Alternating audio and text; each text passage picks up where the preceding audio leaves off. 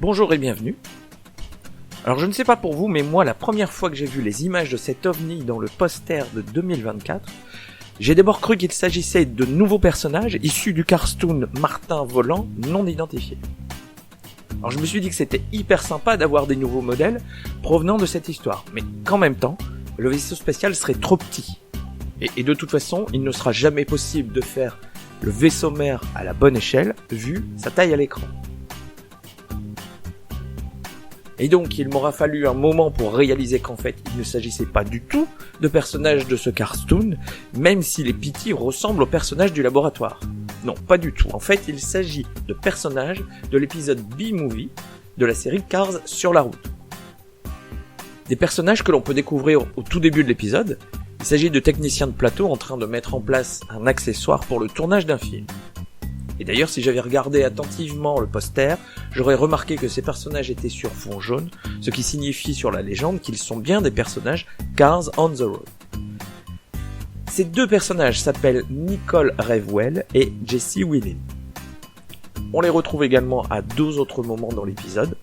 Au début, en train de préparer le décor juste au moment où Flash découvre son texte, et tout à la fin, juste après la chanson d'Ivy, en train de ranger des projecteurs. Bien qu'il s'agisse de P.T., c'est-à-dire de petits véhicules, ces modèles sortent en pack de deux personnages. Rien de plus logique puisqu'ils sont deux, mais généralement un single suffit à Mattel. Ce que Mattel a fait de génial ici, c'est d'inclure ce vaisseau spatial, malgré la place qu'il prend dans le paquet. Et finalement, on voit que ce pack est encore très vide. Il restait de la place pour ajouter les autres accessoires de l'épisode, comme par exemple les projecteurs. Mais bon, ne nous plaignons pas, c'est vraiment un très beau pack que Mattel nous a fait ici. J'aime beaucoup les détails apportés sur les personnages. Prenons Nicole Revwell pour commencer. On peut penser au premier abord que sa peinture est très propre comparée aux personnages de l'histoire qui possèdent des taches de salissure sur sa carrosserie. Bien, c'est aussi le cas du véhicule ici si on y regarde de plus près. J'aime bien quand le véhicule que j'ai dans les mains correspond bien au personnage du film, et là on est vraiment pas mal. Dans cette scène, on peut voir Nicole Revwell de derrière et ça correspond bien. Même les roues sont bien faites. Regardez ici, il y a un petit motif qui est bien respecté. Pour Jesse Whelan, c'est un peu moins le cas. On retrouve aussi des traces de salissure, mais il y a quelques différences par rapport au personnage de l'épisode.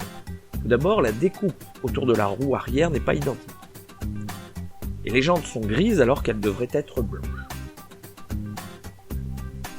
Et puis le vaisseau, pour lequel je me posais la question lorsqu'il était encore dans son emballage, est-ce qu'il est en plastique ou en métal ? Eh bien la réponse est sans appel, il est entièrement en plastique.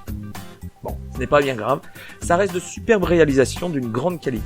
Et puis vous l'aurez aussi remarqué, les fourches des P.T. possèdent ces petites accroches à leur extrémité.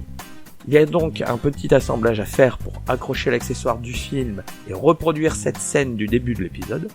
Alors il ne faut pas insister sur l'accroche des personnages parce que sinon, comme vous le voyez ici, les roues risquent de ne plus toucher le sol. Idéalement, il vaut mieux juste poser le vaisseau sur les fourches et ne pas trop insister. Et voilà, vous avez reconstitué une scène du film. C'est d'ailleurs pour ça que je continue d'appeler ces packs de 2 dans la base de données des Movie Moments. Une base de données dont je vous rappelle le lien dans le descriptif de cette vidéo. Quant à moi, je vous dis merci et à bientôt.